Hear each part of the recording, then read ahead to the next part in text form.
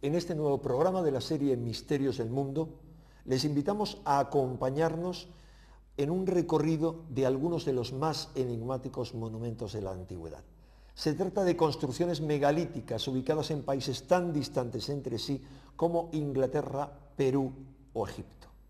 En la ejecución de estos santuarios pétreos, sus antiquísimos constructores pusieron en juego una ingeniería y unos conocimientos que corren en paralelo a la ciencia y a la tecnología más modernas. Estén atentos al examen de sus enormes bloques de piedra. Observen el tratamiento al que fueron sometidos en plena prehistoria. Comprueben qué ocurre cuando los comparamos con las técnicas actuales de extracción de piedras, de perforación, corte y pulimentación del granito. Verán entonces que las técnicas utilizadas en las construcciones de Stonehenge, de Sacsayhuamán o de la Gran Pirámide plantean toda una serie de interrogantes que no tienen explicación ni respuesta a la luz de nuestras concepciones históricas. Y eso por no hablar, entre otras muchas cosas, de la disposición astronómica y de tantos conocimientos increíbles implícitos en estos monumentos. El video CD que les ofrecemos es un extraordinario trabajo de investigación, realizado en 3 continentes distintos sobre el más llamativo de los misterios que nos legaron los antiguos constructores. Espero que lo disfruten.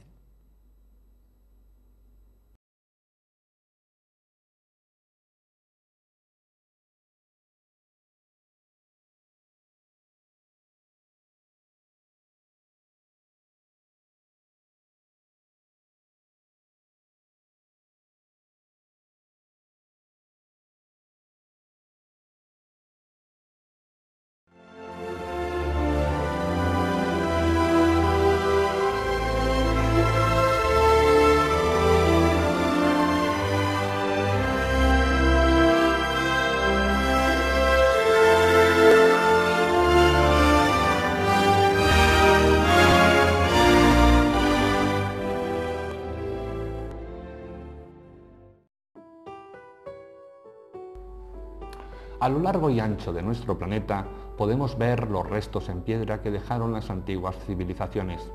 Son monumentos que dan fe de sus propósitos, de sus esfuerzos, del trabajo comunitario encaminado a un fin que les unía.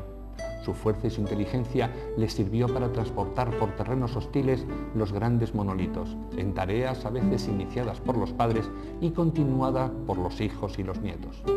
Sus técnicas artesanas, unidas a sus primitivas herramientas, cincelaron toscamente los bloques. Son exactamente los productos que podemos esperar de aquellas gentes.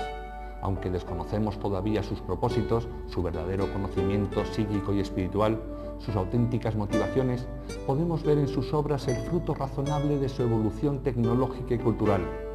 Pero no siempre es así. En este reportaje veremos suficientes pruebas como para valorar que algunos restos que creemos son de antiguas civilizaciones realmente lo son de otras mucho más antiguas y que además estas últimas tuvieron relación entre sí. Bajo estos montículos de piedra y tierra se encuentran las tumbas donde fueron enterrados algunos de los constructores del círculo de piedras más importante del Reino Unido y lugar de obligada visita para todos los viajeros que recorren la llanura de Salisbury. En tan solo 200 metros de recorrido turístico, los visitantes pasan de las tiendas y cafeterías a enfrentarse con un monumento con 5.000 años de historia. Gran parte de él ha desaparecido. Sus piedras fueron aprovechadas para construcciones más modernas, pero lo que queda llena de admiración no solo al que busca una bonita foto, sino a los que además intentan adentrarse en sus misterios. Stonehenge empezó a izarse en el Neolítico, 3.000 años antes de Jesucristo, y su desarrollo duró 1.500 años. Su aspecto final alberga varios elementos constructivos. El círculo exterior está compuesto por 30 grandes monolitos de gres, de 25 toneladas de peso cada uno, provenientes de las canteras del actual Malbrook Downs, situadas a 30 kilómetros de distancia.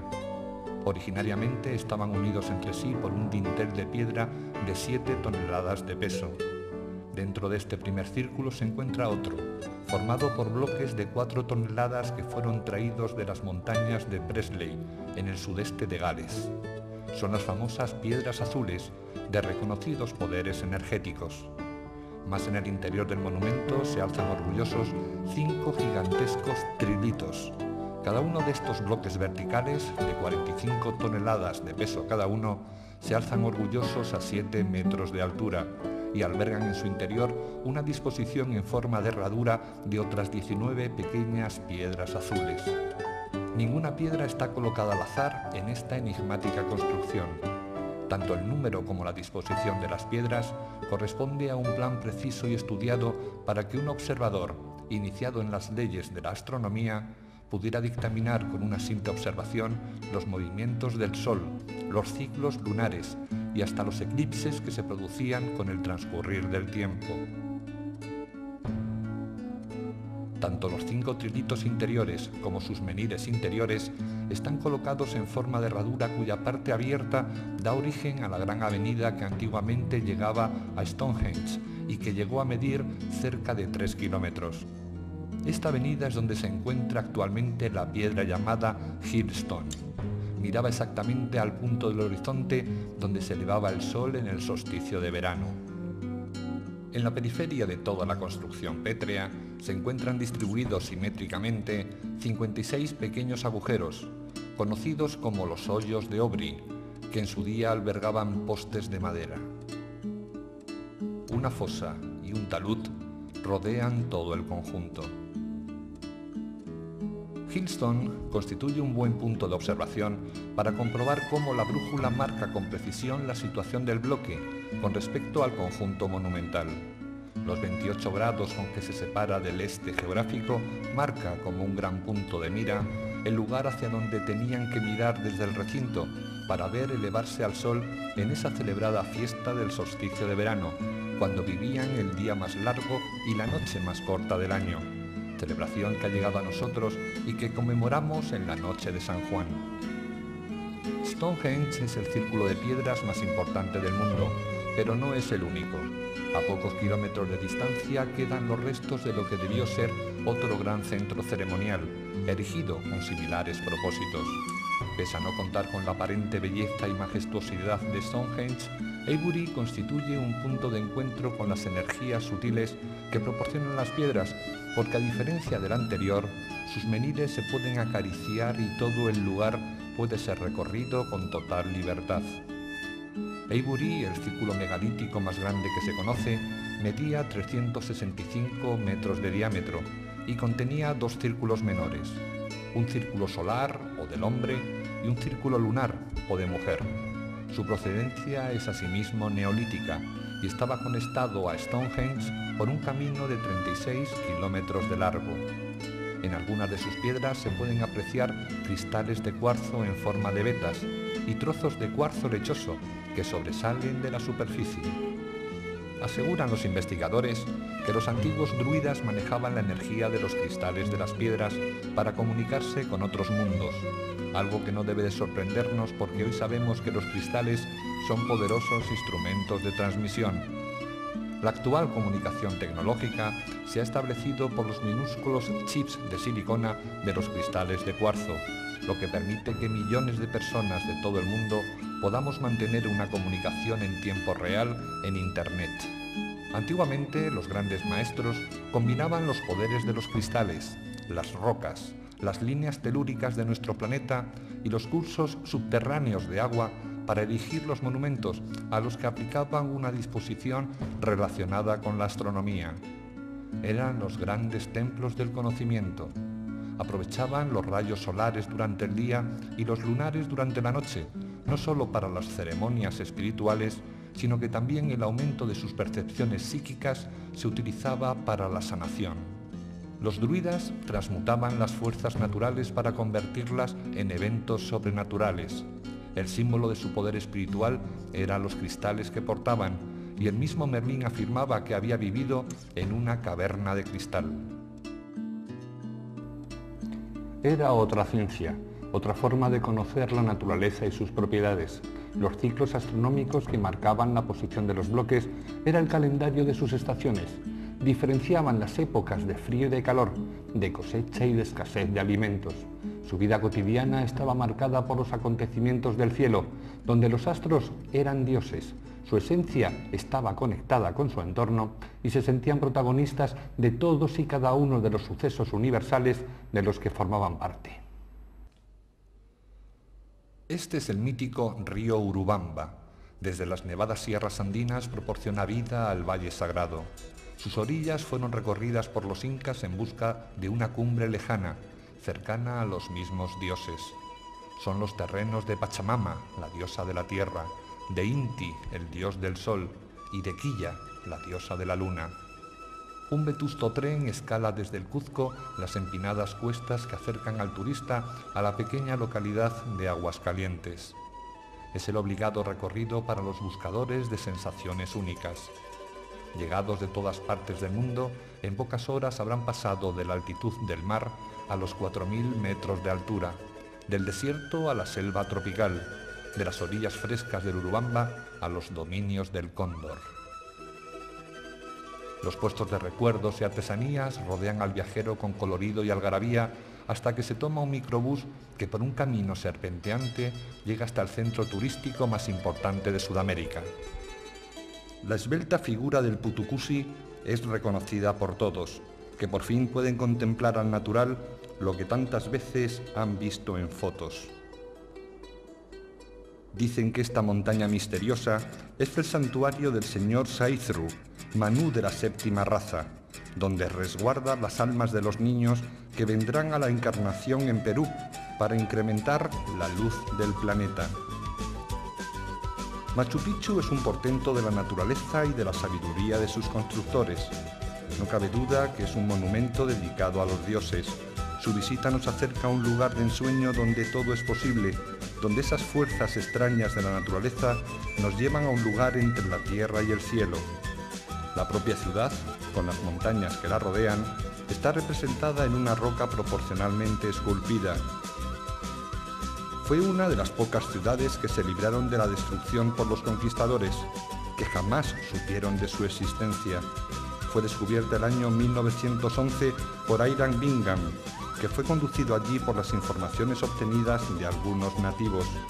Por ello, hoy se puede contemplar tal y como la dejaron sus antiguos moradores. Y si la tierra está representada en piedra, el cielo también lo está. Este gran monolito es el Intihuatana, la piedra sagrada en la cual el dios Inti se ata para recibir el amor y la veneración de los oficiantes de las ceremonias. Aseguran que de su superficie pétrea, a la intemperie durante miles de años recibiendo el abrazo del dios Sol en forma de rayos, emana una radiación única, buscada por los viajeros que tras miles de kilómetros recorridos llegan allí para unir sus manos, al igual que lo hacían los incas, a esa energía sutil. En el Intihuatana, al igual que Stonehenge, se ha cuidado en su construcción el más mínimo detalle para que su sombra vaya marcando todos los acontecimientos solares que suceden al cabo del año. Solsticios y equinoccios quedan registrados por la sombra que marca el monolito con toda precisión. Era la confirmación de que el sol estaba vivo. Su movimiento uniforme señalaba el beneplácito con que el dios premiaba a los hombres, y su ubicación, en una altura prominente de la ya alta ciudad, manifestaba la unión del hombre con el cosmos. Aseguran algunos que este es el enclave del polo masculino, que equilibra al femenino del lago Titicaca. Las piedras en Machu Picchu no solo están cargadas de historia. El lugar fue buscado y encontrado, diseñado y construido para que convergieran en él las energías cósmicas y las telúricas.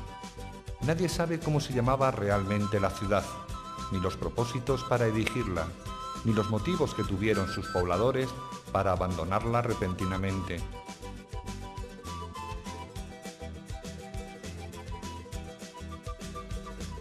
Edificios que sabemos fueron construidos por los incas, pero que poco o nada tienen que ver con los grandes santuarios de Machu Picchu, los más antiguos, los más perfectos, los que por su tecnología hacen pensar a no pocos investigadores que antes de que los incas se establecieran allí ya existían algunos monumentos erigidos por alguna civilización anterior a los propios incas.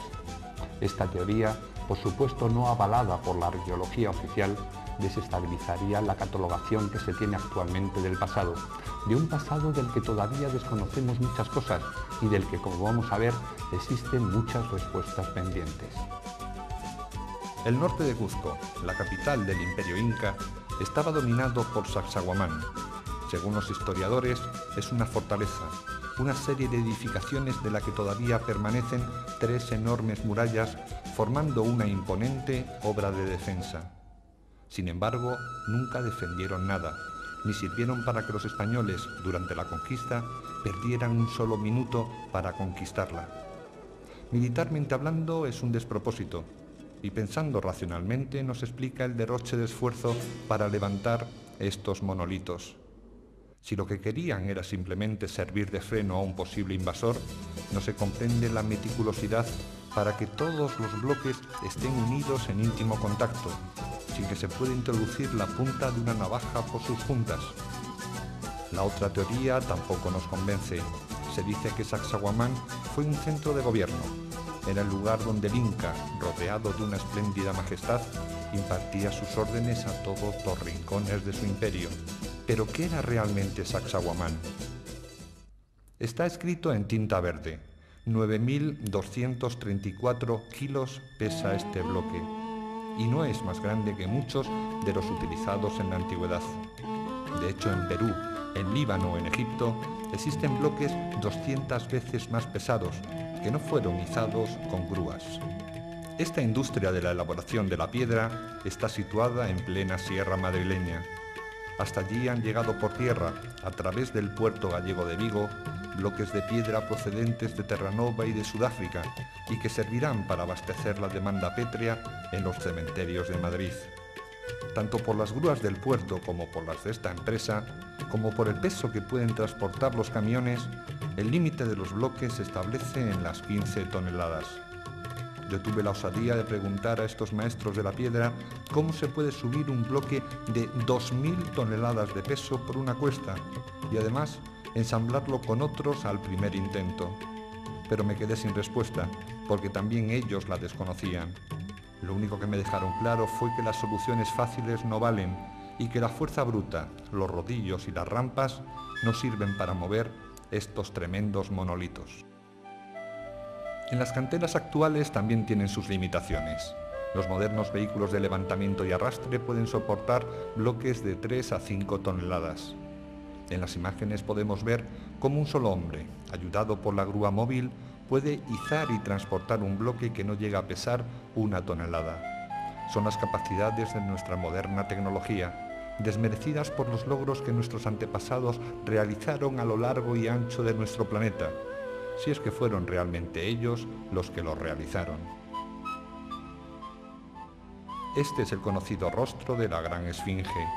Su sonrisa demuestra la ironía de su cara, segura de mantener intactos todos sus secretos. Junto a ella, un templo milenario ha conseguido vencer al tiempo, pero a diferencia de todos los demás templos que se levantan en Egipto, sus piedras demuestran que no debemos catalogarlo junto a todos los demás. No tiene ninguna inscripción, ningún relieve. Bajo sus suelos han encontrado enterradas estatuas de diorita del faraón Kefren. Lo que no sabemos es si fue este soberano el que lo mandó construir o únicamente se apropió de una edificación que ya existía anteriormente. Porque en el caso de que fuera este soberano su constructor, la arqueología debería explicar cómo pudo cortar, transportar y erigir estos monolitos de granito en la época del cobre, y desconociendo la rueda o la polea. Ningún otro templo en Egipto fue construido con esta técnica de uniones poliangulares en piedras irregulares. Es el mismo concepto que existe en Perú, como si los arquitectos de estos monumentos hubieran tenido relación entre sí, o quizás los mismos maestros, como si tanto los incas como los egipcios hubieran sido los herederos de una civilización que elevó el arte de la piedra a su máxima expresión. ¿Cómo podemos explicar que en Egipto existiera una involución, una vuelta atrás en la tecnología de la ingeniería y de la arquitectura? ¿Tendrán estos templos la antigüedad que asegura la arqueología o son mucho más antiguos? Todas las paredes de los templos de los que tenemos constancia que fueron erigidos por los egipcios están repletos de escritura, de relieves, de escenas que indican su cultura. Sin embargo, estos muros limpios y aparentemente mudos fueron respetados por todos los soberanos posteriores, porque su lenguaje es posible que hable de un pasado y de unos constructores que fueron elevados a la categoría de dioses. Según la historia oficial de la cuarta dinastía del Imperio Antiguo, consiguieron mover e izar cerca de 12 millones de metros cúbicos de piedra en tan solo 150 años, cantidad que resulta 10 veces superior a toda la piedra que utilizaron los egipcios en los 1500 años de todas las dinastías posteriores. Parece ser que solo en la cuarta dinastía obtuvieron los egipcios ese grado de perfección. Aseguran los historiadores que ello fue debido al enorme costo de mano de obra, que no permitió tal derroche después de los faraones Snefru, Keops, Kefren y Micerinos. Pero el problema es que si habían conseguido hacer monumentos y encajar bloques con tanta maestría, esa industria desarrollada en 150 años debía mantenerse aunque fuera en monumentos más pequeños.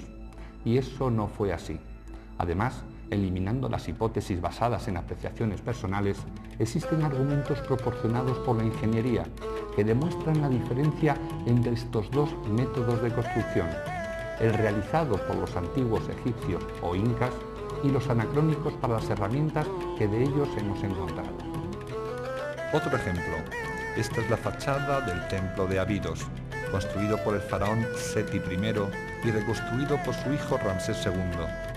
Sus paredes están repletas de jeroglíficos y de representaciones, pero este templo se edificó sobre otro más antiguo. Es el llamado Osirión, donde volvemos a encontrar los bloques multiangulares, las piedras enormes de 20 y 30 toneladas cortadas a escuadra perfecta, con caras pulidas a espejo, con la más increíble técnica óptica. Incluso está anegado por las aguas provenientes del Nilo, lo que indica que su construcción puede ser anterior al propio cauce del río. ¿Quién construyó este monumento a la perfección? Empieza ya a resultar sospechoso que cuando nos encontramos con una tecnología pétrea e increíble, los bloques siempre carecen de la firma de su constructor. A pocos kilómetros de la zona arqueológica de Abusir, donde se encuentran las pirámides de los faraones de la quinta dinastía, un pasadizo subterráneo se interna en otro de los grandes misterios de la piedra.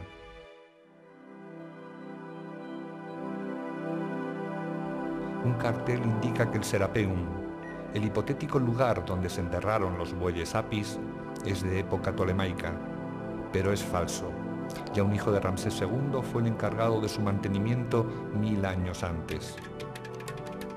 Hoy está cerrado al público porque sus galerías han empezado a derrumbarse.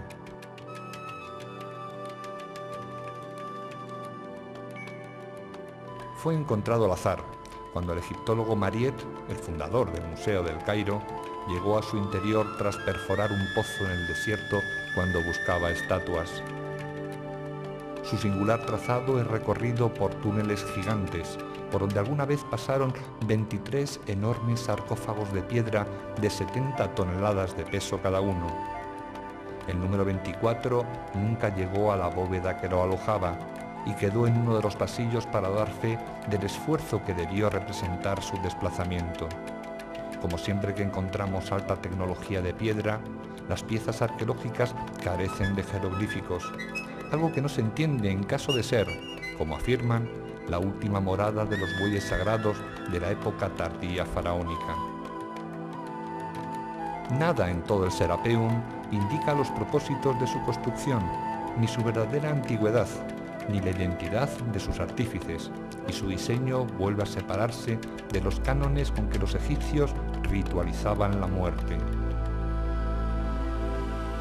Ninguna inscripción, ningún relieve, ninguna estatua, tan solo estos impresionantes tanques de granito y de basalto para plantear un nuevo enigma tecnológico.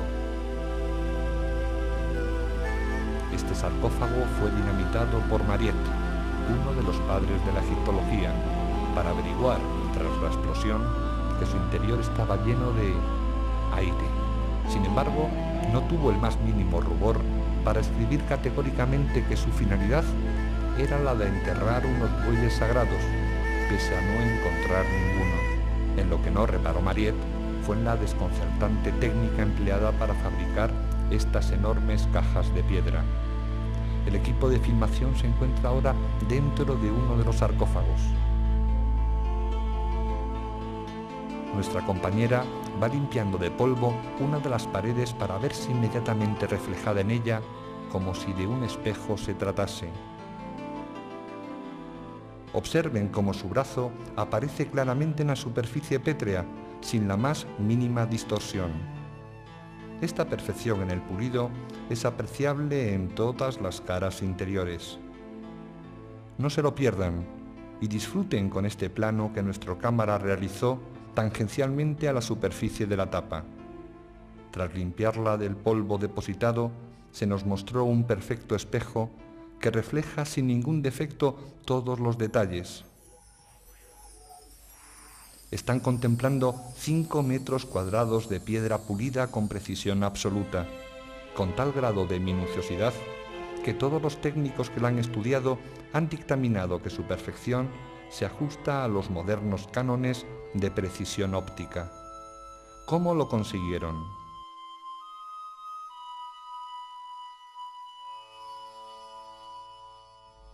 En las modernas canteras utilizan los más sofisticados medios y tecnologías en el pulimento. Máquinas percutoras con martillos de acero y puntas de carburo de tungsteno capaces de morder el granito e ir dando a la superficie una textura uniforme. Trabajo que posteriormente será rematado por las pulidoras refrigeradas por agua, máquinas con sensores electrónicos guiadas por un ordenador que garantiza el perfecto alisamiento de la piedra. Todo un dispendio de medios tecnológicos y todo ello para lograr la misma eficacia que la conseguida por los antiguos egipcios de la época del cobre, si es que fueron los egipcios sus artífices. Estos son los farallones que quedan de las antiguas canteras del Mokatam, en la ciudad de El Cairo. De aquí salieron en época faraónica millones de metros cúbicos de piedra para erigir los templos más maravillosos que se alzan en las riberas del Nilo. Un trabajo que debió ser agotador, castigado además por el terrible sol que debieron soportar los canteros. Son los restos naturales de una industria de la piedra llevada a los más altos grados de consumo. En las cornisas quedan aún restos de los cinceles de cobre, de las palancas de madera y de las sogas empleadas en el arrastre de los bloques.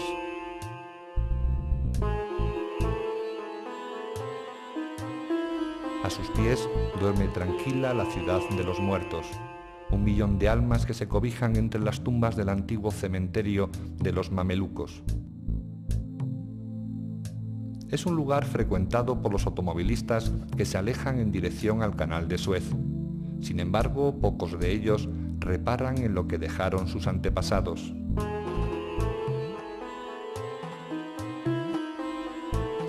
Millones de bloques y millones de metros cúbicos de piedra fueron arrancados a la montaña de Mokatam.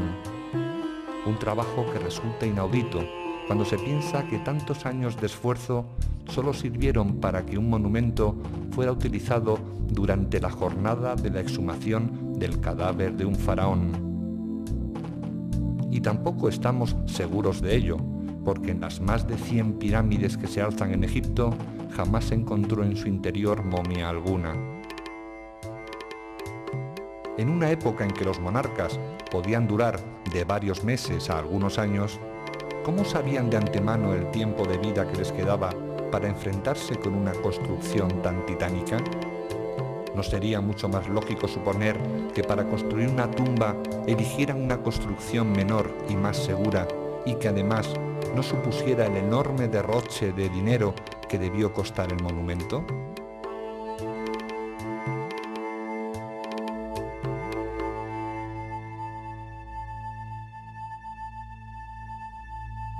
A 40 kilómetros del Cairo se encuentra la otra cantera que suministró piedra al antiguo Egipto, Tura.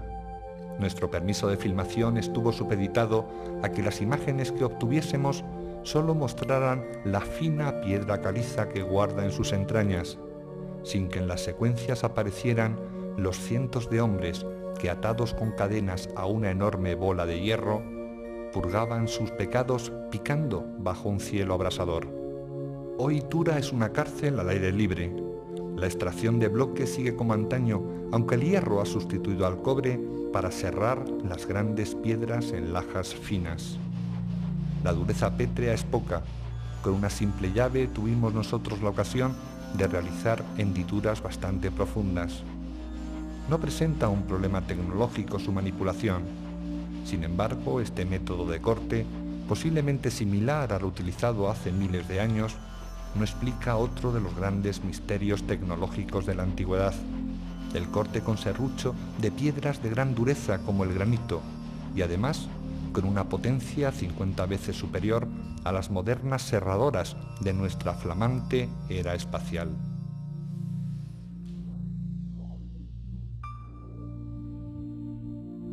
Este es un bloque de granito proveniente de Terranova y dispuesto para su corte en una moderna factoría de la piedra.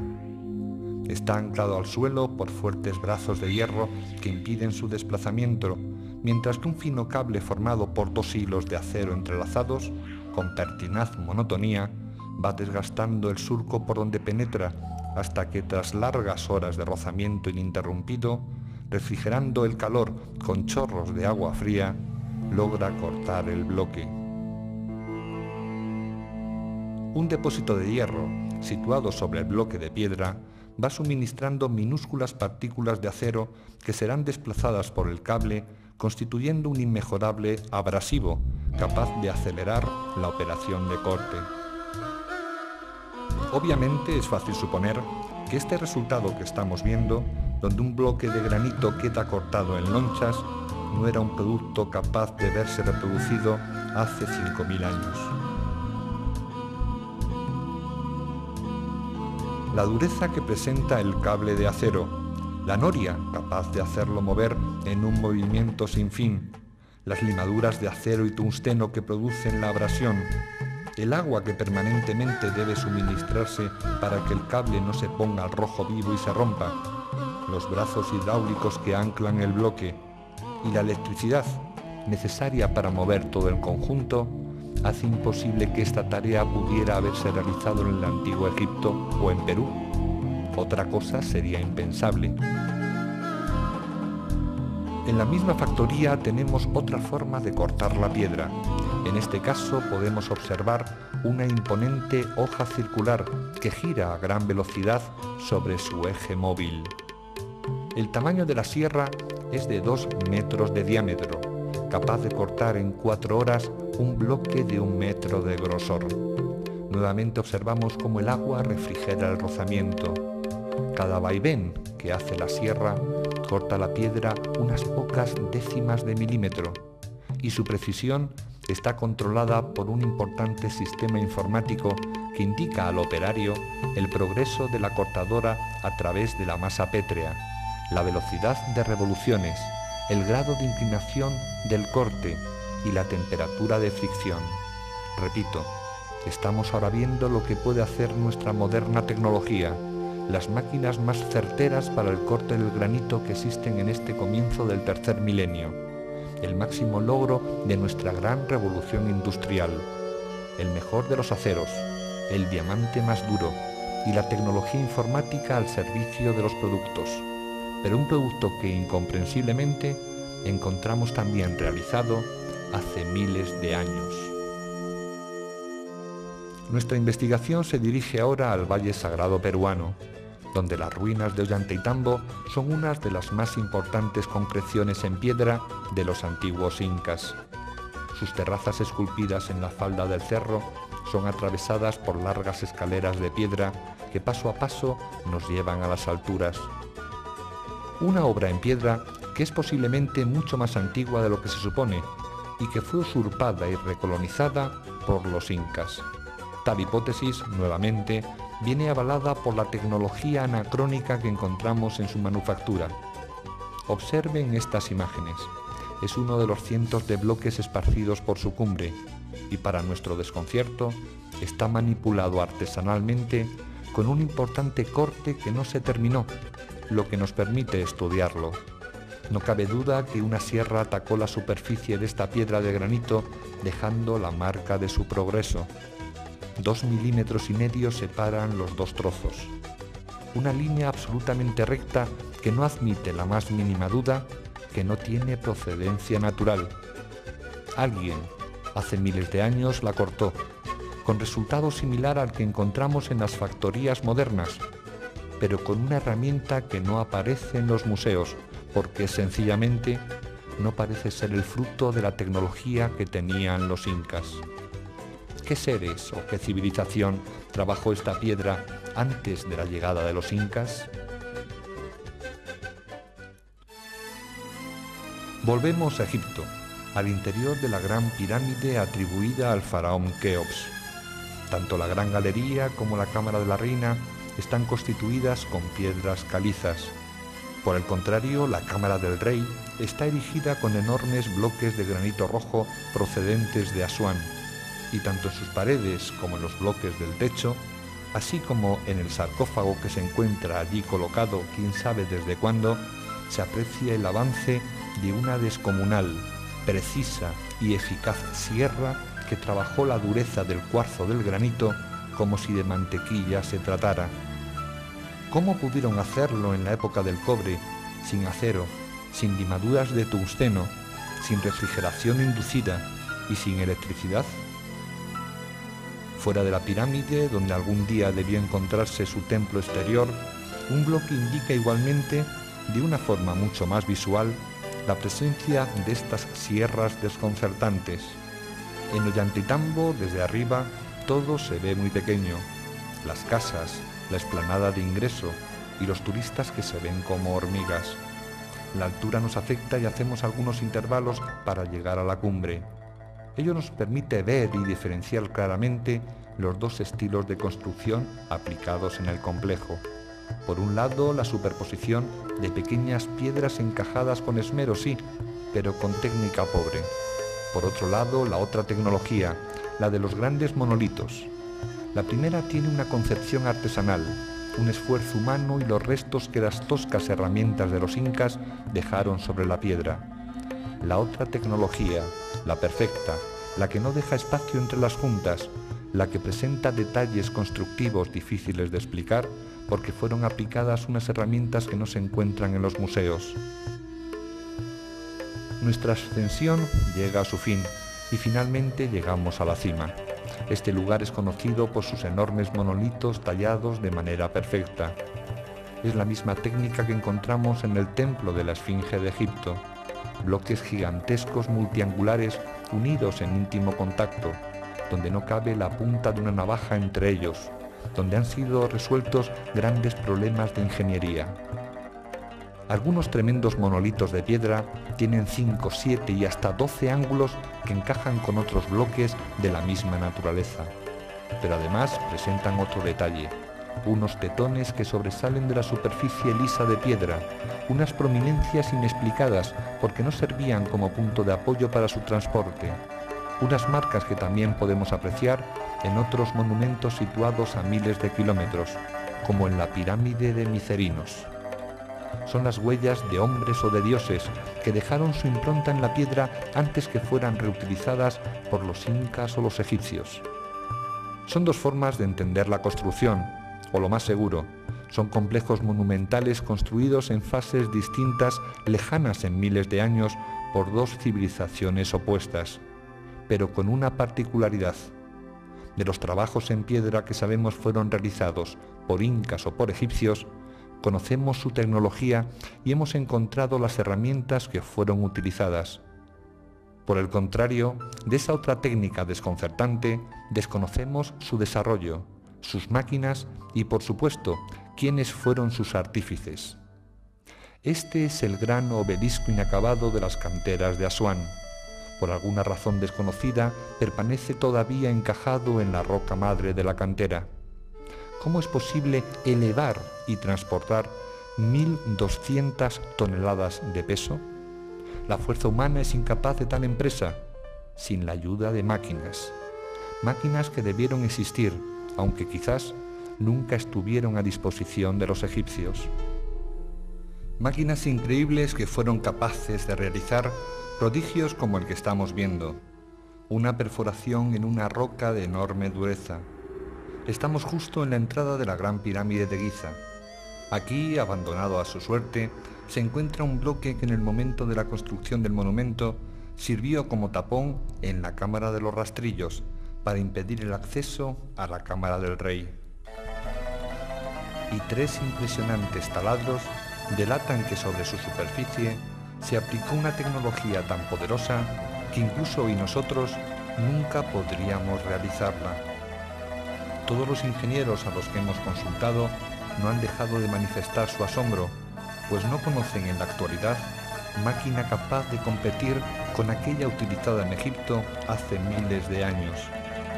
Estas perforaciones no han podido realizarse sino con máquinas, con brocas de una dureza incomprensible, que superan los logros de nuestra más moderna tecnología. Este bloque de granito consta de 3 perforaciones. Una de sus esquinas se ha roto precisamente por una de ellas, por lo que nuestra cámara puede recorrer el interior de esos increíbles agujeros de 16 centímetros de diámetro para comprobar el rastro que ha dejado en la superficie de piedra la broca que lo perforó. Con absoluta nitidez podemos comprobar que el movimiento helicoidal de la broca va penetrando en el granito a razón de 2,5 milímetros por vuelta, es decir, con una potencia superior en 50 veces a las máquinas que hoy en día nos llenan de orgullo. Esta prueba arqueológica delata una tecnología anacrónica para los egipcios de la época del cobre. No se puede hablar de interpretaciones subjetivas o de argumentos anticientíficos. A pocos kilómetros de la meseta de Giza se encuentra el área arqueológica de Abusir, donde se elevan las pirámides que construyeron los faraones de la quinta dinastía, es decir, los inmediatamente posteriores a los flamantes constructores Keops, Kefren y Micerinos. En teoría, debían haber sido los herederos de la mejor industria de la piedra de nuestro pasado histórico. Sin embargo, parece ser que de la noche a la mañana se les olvidó hacer pirámides, y sus construcciones, sospechosamente, se parecen muchísimo a las que erigieron sus antecesores de la tercera dinastía. Las pirámides de Neferrikare, Neferrefre y Sajurrá hoy son prácticamente escombros e incluso se puede apreciar la forma con que Imhotep, el arquitecto del faraón Zoser de la tercera dinastía, inició la era de la construcción de las pirámides, la forma escalonada de superposición de mastabas. Donde se encuentra en Abusir la evolución piramidal de caras lisas y bloques perfectamente ensamblados en íntimo contacto? ¿O no será que los faraones de la cuarta dinastía no fueron los constructores de las pirámides de Giza o de Dashur, y lo único que hicieron fue usurpar monumentos mucho más antiguos? Pero Abusir guarda muchas sorpresas. Bloques de piedra con una manufactura increíble, tratados con una técnica que incluso las hace cantar.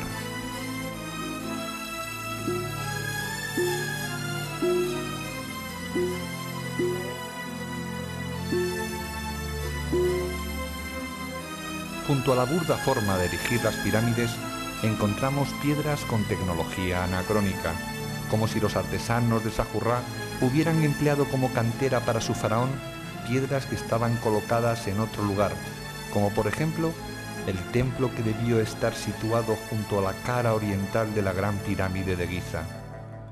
En el complejo de la pirámide de Sajurrá se combinan bloques de distintos materiales para formar los muros, Caliza, basalto y granito se suceden en un caos de colores y formas, con bloques que, sin aparente funcionalidad, nos vuelven a mostrar perforaciones que no pudieron hacer los egipcios, porque las piedras las trajeron de un lugar que posiblemente no fue construido por egipcios. Para nuestro asombro, comprobamos que no han sido realizadas por una broca, sino por un trépano, es decir, por una broca hueca, que tras ir penetrando en la piedra va dejando un tarugo central, que luego se rompe con un ligero golpe.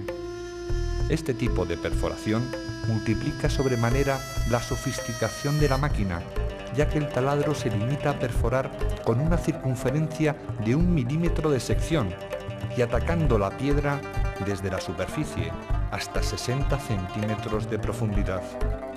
¿Cómo pudieron hacerlo con sus débiles herramientas de cobre?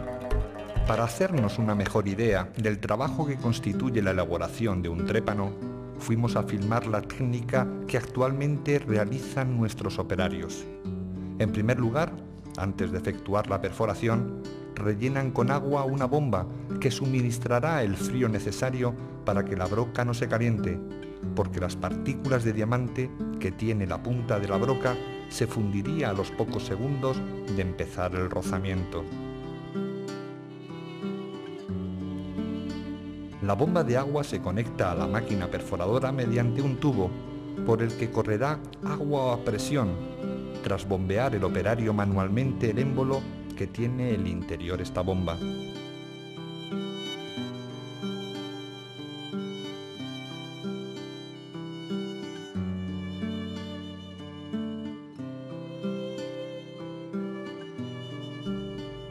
El taladro está sujeto a una base de acero, donde por medio de unas palomillas se ajusta la nivelación necesaria para que la máquina actúe en la adecuada posición vertical, ya que en caso de que se moviera durante la rotación, la broca se partiría. El operario comienza a bombear hasta que la presión del agua es la adecuada. Es entonces cuando hace que la broca tome contacto con la superficie a taladrar y con varias rotaciones del eje marca el lugar exacto donde la máquina va a atacar, en este caso, una superficie de prefabricado cerámico.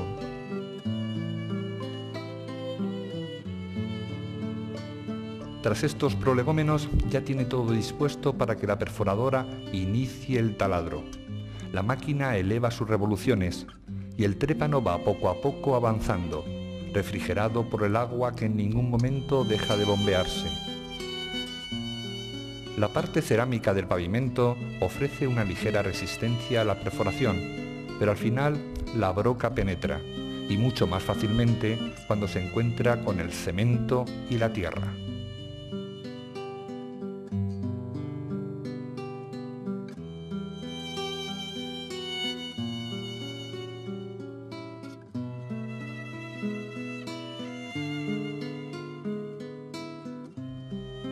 El trépano ha logrado su cometido y en el interior de la broca se aloja el tarugo que ha cortado.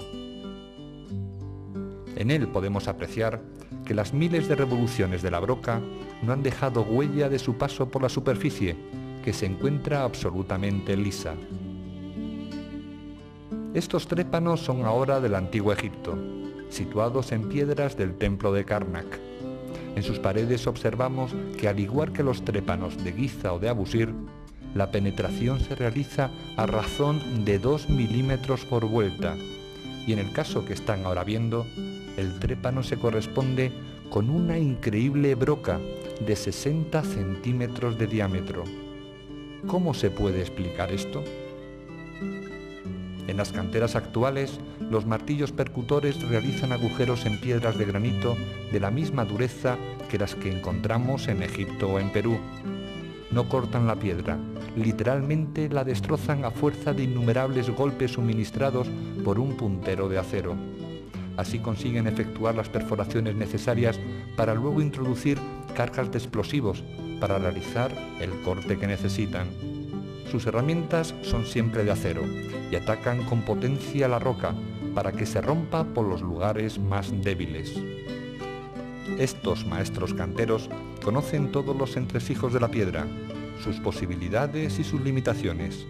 saben perfectamente lo que pueden conseguir con las herramientas de que disponen, y por su boca sabemos que lo que encontramos en Egipto no tiene solución con herramientas de cobre, y no existe actualmente herramienta que sea capaz de imitar aquellas perforaciones. En Egipto o en Perú aparece la involución tecnológica. El empleo y la elaboración de tallas en piedra de enorme dureza aparece en los tiempos más remotos. Tanto el granito como el pórfido o la diorita son elevados a su rango más sofisticado en las dinastías más antiguas, mientras que en las siguientes sencillamente se abandona. Este y no otro es el gran reto que tiene tanto la arqueología como la historia, saber conjugar los restos arqueológicos con la tecnología, y ello es algo que debe de tenerse en cuenta porque existe una relación fehaciente entre las herramientas y los rastros que han dejado en la piedra. No se pueden trasladar grandes monolitos de cientos de toneladas solo con entusiasmo. No se puede cortar el granito solo con voluntad. No se puede perforar el cuarzo solo con paciencia. Y no se puede negar las evidencias de la existencia de máquinas en la antigüedad. Observen las siguientes imágenes. Son fotografías de unos monolitos de granito situados en el templo de Karnak. Sobre su superficie se aprecia el recorrido que ha realizado una hoja de sierra similar a las que ejecutan nuestras modernas sierras radiales. El problema es que este surco tiene más de 3.000 años de antigüedad. Si conocemos las herramientas que tuvieron los egipcios del Imperio Medio y por otro lado sabemos que con ellas no se pueden hacer cortes como estos, ¿quién los hizo? ¿Cuándo y para qué? Son respuestas que quedan pendientes. Lo que no cabe duda es que tenemos argumentos para hacernos las preguntas.